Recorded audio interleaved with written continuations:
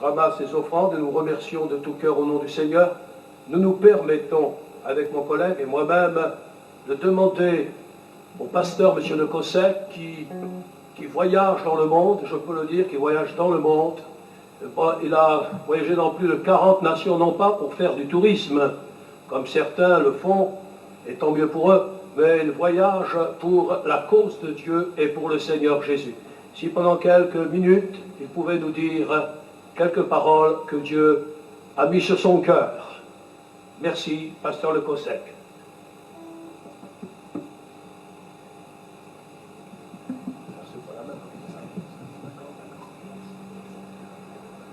Merci, frère Ramad.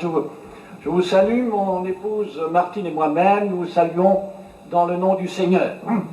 Je pense que certains ont connu mon épouse Martine lorsqu'elle était, il y a quelques années, membre de l'Assemblée de Dieu de la rue du Sentier et qu'elle a apporté son concours pour gagner des âmes, et notamment avec les jeunes dans le groupe de Teen Challenge pour sauver les drogués. Mais aujourd'hui, ensemble, nous voyageons pour proclamer l'Évangile aux Gitans, et nous avons voyagé dans les différents pays d'Europe, aux États-Unis, en Inde. Mais peut-être le temps est-il venu maintenant de s'arrêter, car on n'a qu'une vie, et l'âge est là maintenant, et peut-être maintenant faut-il redevenir soit pasteur, soit peut-être dans une équipe d'évangélisation. Et je pensais tout à l'heure, en ayant à côté de moi le prédicateur Raphaël, à ce temps où, sous un chapiteau avec Archange, nous proclamions l'Évangile à travers la France. Et quand il était dans le sud de la France, un jour Archange me téléphone, car il est invité dans une église méthodiste à apporter le message, et il demande mon conseil. Qu'est-ce que je dois dire? Alors je lui pose des questions. Tout d'abord, je lui demande, qui t'a sauvé? Qui t'a pardonné? Il me répond, Jésus-Christ. Qui a guéri ta femme? Il me répond, Jésus-Christ. Qui t'a baptisé dans le Saint-Esprit? Il me répond, Jésus-Christ. Et qui va revenir te chercher? Il me répond, Jésus-Christ. Alors je lui dis, eh bien va et prêche Jésus-Christ. Bien. Mais ce que je ne savais pas, c'est qu'à côté de lui, le pasteur méthodiste avait l'écouteur. Et quand il a entendu cela, il s'est tourné vers Archange et lui a dit, tu peux y aller. En effet, c'est là notre message, prêcher Jésus-Christ. Et nous savons que Jésus-Christ est notre maître, et que nous ne sommes que de pauvres pécheurs, que le Christ, dans sa bonté, a bien voulu gracier en offrant sa vie sur la croix pour notre rédemption. Et voici, en entrant dans ce hall, vous avez dû remarquer deux mots, espérance et rencontre.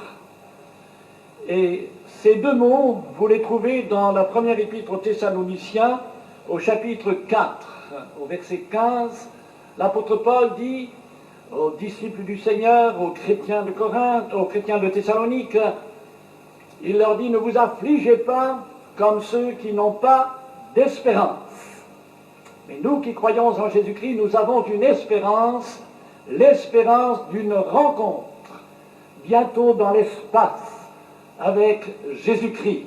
Car dans ce même texte de 1 Thessaloniciens 4, il est dit que le Seigneur Jésus lui-même descendra du ciel. Et nous les vivants, qui seront sur la terre au moment de son retour, il est écrit qu'avec ceux que le Christ aura ressuscités, nous serons tous ensemble enlevés sur des nuées et que nous partirons ensemble à la rencontre du Seigneur dans les airs, dans l'espace. Quelle belle rencontre ce sera quand nous verrons Jésus dans toute sa gloire. Mais pour avoir le privilège de cette rencontre avec Jésus-Christ dans les airs, il faut d'abord avoir une rencontre avec Jésus-Christ sur la terre. Et tout à l'heure, je pense, Archange vous expliquera comment, en effet, il est possible d'avoir une rencontre avec Jésus-Christ. Et Jésus-Christ est au milieu de nous selon sa promesse. Là où deux ou trois sont assemblés en mon nom, je suis au milieu d'eux. Et cela, les tziganes aiment le répéter lorsqu'ils se trouvent ensemble, car ils croient en effet à cette présence vivante de Jésus-Christ. Et par conséquent, chacun de nous peut rencontrer en son cœur Jésus-Christ comme son Seigneur. Et nous louons le Seigneur de ce que nous pouvons ensemble porter nos regards vers cet avenir, avenir d'espérance pour les enfants de Dieu. Mais dernièrement, je lisais cette parole de Gorbatchev.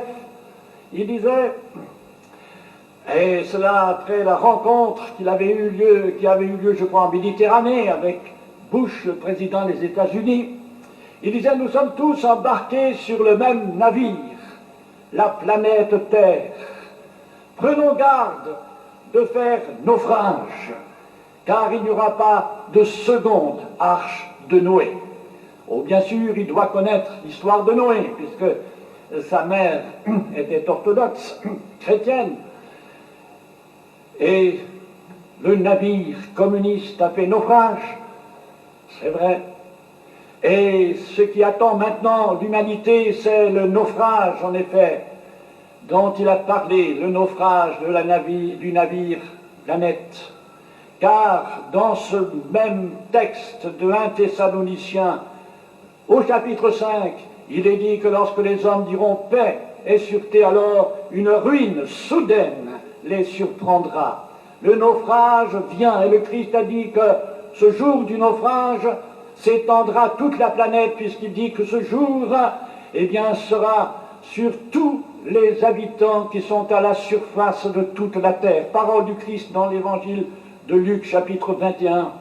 Mais ce que Gorbatchev peut-être ne savait pas, c'est qu'il y a une seconde arche de Noé. Le Christ revient, et nous, enfants de Dieu, qui croyons en Jésus-Christ, nous ne sommes pas destinés à ce jour de colère. Nous ne sommes pas destinés à la ruine soudaine des nations. Nous sommes destinés à l'enlèvement de l'Église. Le Christ revient, et nous le verrons de nos yeux, et nous l'acclamerons. Et le temps est venu, en effet, de propager dans notre pays de France, plus que jamais, la bonne nouvelle. Et avec le pasteur Jules Taubois, nous disions justement que peut-être faut-il envisager, en effet, rapidement, dans la grande ville de Paris, un effort d'évangélisation intense. Toutes les églises assemblées, produisant dans Paris une révolution spirituelle, que toute la France sache que Christ est vivant et qu'il revient bientôt. Alors unissons-nous ensemble. Nous ne sommes que de pauvres pécheurs, c'est vrai, mais la miséricorde du Christ est si grande. Oublions le passé des misères, oublions nos pauvretés humaines et regardons ensemble ce qu'il est possible de faire. Et je disais, ce n'est pas maintenant le palais du Congrès qu'il faut pour la prochaine fois, c'est Bercy pendant 8 jours, avec toutes les églises et toutes les télévisions, et que la France sache que Jésus est vraiment le sauveur du monde. Oui, Jésus revient, et nous l'attendons de tout notre cœur. Et les gitans assemblés avec vous tous aussi, tous se donnant la main pour dire que nous avons le même Seigneur et le même Sauveur. Alors oui, il faut ensemble faire quelque chose. Et ce qui manque quelquefois dans l'Église, c'est peut-être ce baume de l'amour. Là, je vais partir demain pour la montagne, prendre quelques 15 jours de repos, et aussi pour méditer, pour savoir ce que Dieu attend de moi. Dans cette année, il y a bien des propositions, être pasteur ici ou là, et il y a aussi l'œuvre de l'Inde, il y a tant de propositions. Alors, je suis à la disposition du Seigneur, mais je vais surtout là pour écrire un 17e livret biblique. Certains de vous connaissent déjà mes livrets bibliques. Il y en a 16 jusqu'à maintenant, mais il y a un 17e que j'aimerais écrire, c'est sur l'amour fraternel. Et ça manque un petit peu, il faut le dire, dans nos églises. Nous nous aimons les uns les autres, mais il faut monter une étape plus haut. Et il faut que maintenant, tous les chrétiens fassent tomber leurs barrières, et les pasteurs aussi, pour que la main dans la main, on proclame Jésus-Christ au monde comme le Sauveur vivant. Il revient, et nous allons nous lever pour acclamer Jésus. Nous voulons ensemble lui dire que nous l'aimons et que nous l'attendons. Voulez-vous vous mettre debout, et vous allez dire avec moi cet appel intense du cœur que l'on trouve dans l'Apocalypse. Amen, viens Seigneur Jésus. Avec l'Esprit Saint, nous le disons tous ensemble. Amen, viens Seigneur Jésus. Encore une fois, Amen, viens Seigneur Jésus. Et nous levons les bras vers le ciel, et nous louons le Seigneur ensemble. Béni soit ton nom, Seigneur. Nous t'adorons, nous te louons, Seigneur. Viens bientôt, Jésus. Nous t'attendons, Seigneur. Viens établir ton règne de paix. Viens, Jésus. À toi toute la gloire. Tout le monde dit Alléluia. Je vous bénisse. Amen. Nous l'applaudissons dans le Seigneur encore.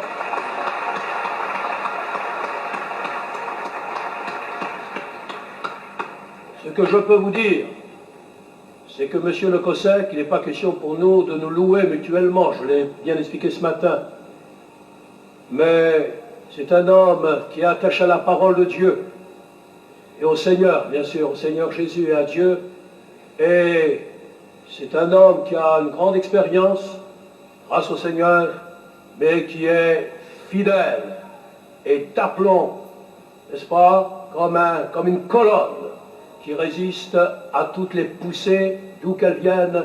Que Dieu bénisse notre frère et qu'il lui donne encore du succès et de nombreuses années. Les personnes